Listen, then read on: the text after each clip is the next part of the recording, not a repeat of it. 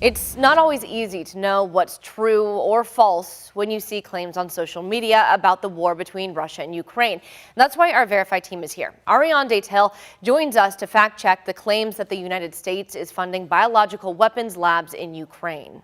Some social media users have claimed Ukraine is working on biological weapons near Russian borders in labs funded by the United States. Most notably, a spokeswoman for Russia's Ministry of Foreign Affairs alleged on March 8th that Ukraine has been concealing traces of a military biological program supported by funding from the U.S. Department of Defense. A Verify viewer texted the team with questions about these claims. So let's verify.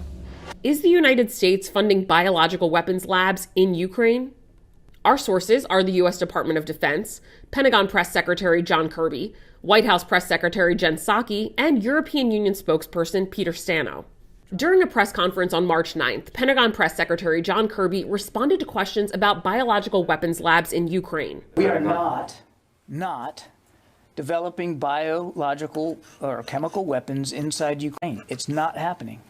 White House Press Secretary Jen Psaki also said Russia's claims are false. In another tweet, she added, quote, "The United States is in full compliance with its obligations under the Chemical Weapons Convention and the Biological Weapons Convention, and does not develop or possess such weapons anywhere," unquote. The Biological Weapons Convention is a United Nations treaty.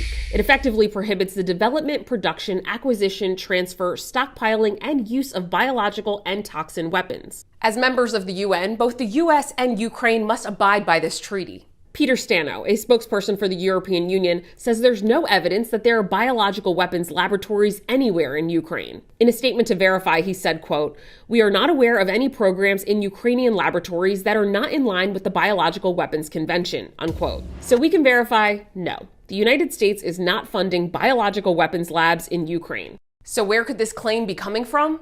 One source might be the Biological Threat Reduction Program.